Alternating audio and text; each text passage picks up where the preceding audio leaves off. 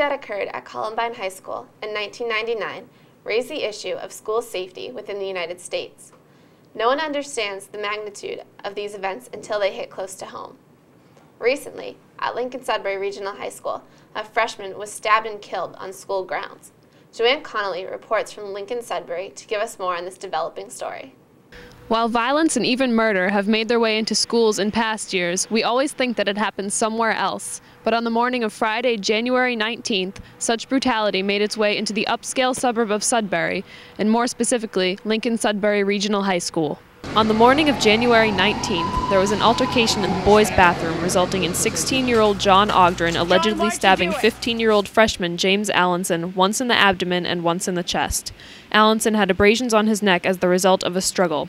The entire community is shocked by this act of violence. However, school officials reported that faculty and students responded accordingly. I want to tell you that the entire administration and myself included have been just amazed at the way our other students cooperated. Coming into school this morning, it was a little chaotic, but they did a very good job. You went through the door, they just informed you that there was an emergency, and you just went where they instructed you. The school's 1,600 students were sent home at around 10:30 that morning. In the small suburb of Sudbury, the concern was felt throughout the tight-knit community. As I was driving to school, it wasn't like, is it my kid? It was every kid at the school is my kid. We're in the United States where we feel confident that our children are safe. Once the students were released from the school, attention began to turn towards the attacker and the reasons for the assault.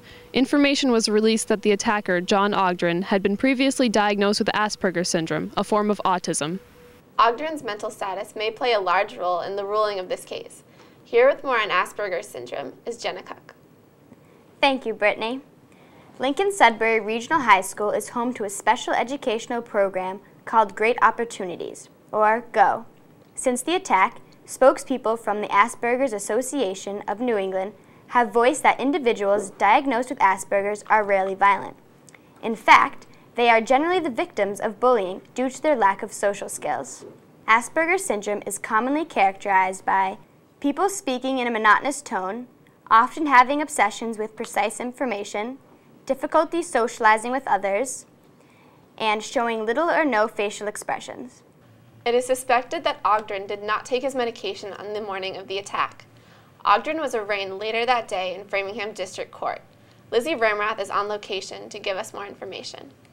This is where John Ogden was arraigned January 19th after stabbing a fellow student in a bathroom of Lincoln Sudbury Regional High School. At age 16, John will be tried for murder as an adult. Despite his earlier declaration at the school, where he announced, "I did it, I didn't," Ogden pleaded not guilty. Ogden's attorney, Jonathan Shapiro, would like to see his client held and evaluated at Boston's Children's Hospital. However, such an arrangement is yet to be approved.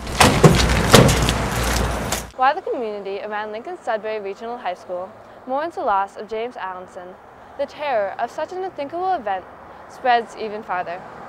Many question the effectiveness of school procedures in preventing a similar tragedy from occurring in their community. Just days before the Lincoln Sudbury tragedy, Framingham High School ran its own first Code Yellow drill, a school safety procedure.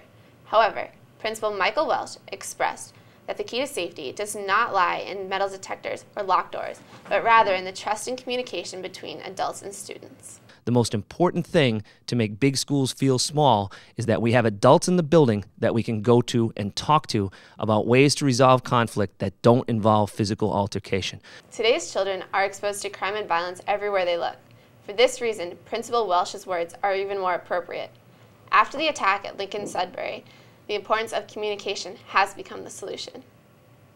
And every parent tonight needs to hug their children and understand what a parent must feel on a day like this.